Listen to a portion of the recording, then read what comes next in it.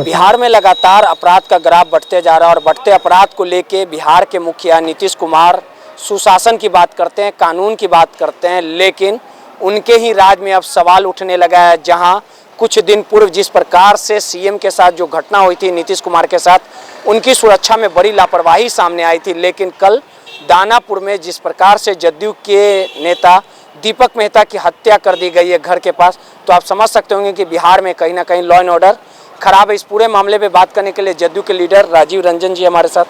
एक बात बताइए सर, कि जिस प्रकार से बिहार में आप लोग कहते हैं कानून का राज है, सीएम पे हमला हो जाता है, इतना उनका सिक्योरिटी रहता है, आखिर सुरक्षाकर्मी क्या कर रहे थे? एक घटना होती, जदयू लीडर की हत्या कर दी गई दानापुर में। दीपक मेहता काफ़ी बड़े लीडर थे, कई बार चुनाव भी लड़ चुके हैं, आखिर कानून व्यवस्था ठीक क्यों नहीं है? देखिए, कानून व्यवस्था ठीक नहीं है ये कहना सही नहीं होगा। कानून व्यवस्था, कानून अपना काम कर रहा है और मुझे लगता है अभी जो दुर्घटना हुई है, कल जो दुर्घटना हुई है, हम सब जदयू परिवार के लोग आहत हैं और ये निश्चित रूप से कहीं ना कहीं एक अपराधियों ने एक चैलेंज दिया है राजधानी के अंदर। लेकिन जो सरकार का वादा है, सुशासन का वादा है, उसको हमारे पुलिस ने बहुत तत्परता से जांच और छापेमारी अभियान शुरू कर दिया है और मुझे लगता है आज से कल तक जो अपराधी हैं वो सलाखों के पीछे होंगे और इसके क्या कारण है इसके भी जांच के आदेश दिए गए हैं।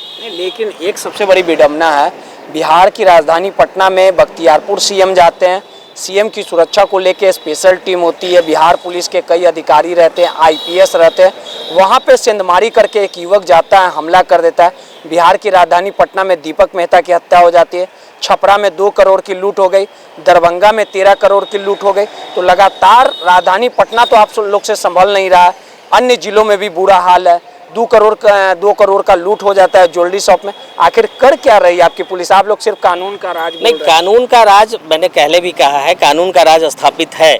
छिटपुट घटनाएं अगर हो रही हैं तो लोग पकड़े भी जा रहे हैं। 2 करोड़ की लूट छिटपुट घटना? मैंने क्या कहा, अगर कुछ घटनाएं हो रही हैं तो पकड़े भी जा रहे हैं अपराधी। ऐसा नहीं है कि घटनाएं हो रही हैं और पुलिस और कानून हाथ पे हाथ धर के बैठा है, ऐसा नहीं है, बिल्कुल भी। घटना रोकने का जिम्मेवारी, देखिए, घटना रोकने की जिम्मेवारी निश्चित रूप से कानून की है, लेकिन थोड़ा सा हम लोग पार्टी और बाकी चीज़ों से ऊपर उठ के अगर सोचें तो जो परेशानी कानून के दायरे में जो परेशानी है, अभी जो परेशानियां बिहार के अंदर में हो रही हैं, उसके लिए कानून ने सजगता से बहुत सारे कानून भी सरकार ने बनाए हैं और पूरी पुलिसिंग इन अपराध के खिलाफ लंबी मुहिम चला रही है और मुझे लगता है कि बहुत जल्द इसके जो सुखद परिणाम है वो सामने आएंगे। आपको ये बात नहीं लगता है कि आपके सीएम पे हमला हो जाता है, आपके नेता को गोली मार दी गई, मौत के घाट उतार दिया गया, आपके सरकार के जो नुमाइंदे लोग हैं कल कश्मीरी फाइल जाके देख रहे थे रीजेंट में और यहाँ आपके नेता का विकेट गिरा दिए अपराधी लोग, तो कश्मीरी फाइल्स देखना जरूरी है कि लॉ एंड ऑर्डर को संभालना? देखिए, कोई भी दुर्घटना होती है तो वो सूचना देकर नहीं आती है। कश्मीर फाइल्स देखना एक अलग बात है और दुर्घटना रोकना दूसरी बात है। दुर्घटना को रोकना कठिन है, आप समझें इस चीज़ को, लेकिन दुर्घटना के बाद अगर तत्परता से कार्रवाई नहीं होती है, सरकार एक एक व्यक्ति को सुरक्षा नहीं दे सकती है, चाहे वो साधारण हो।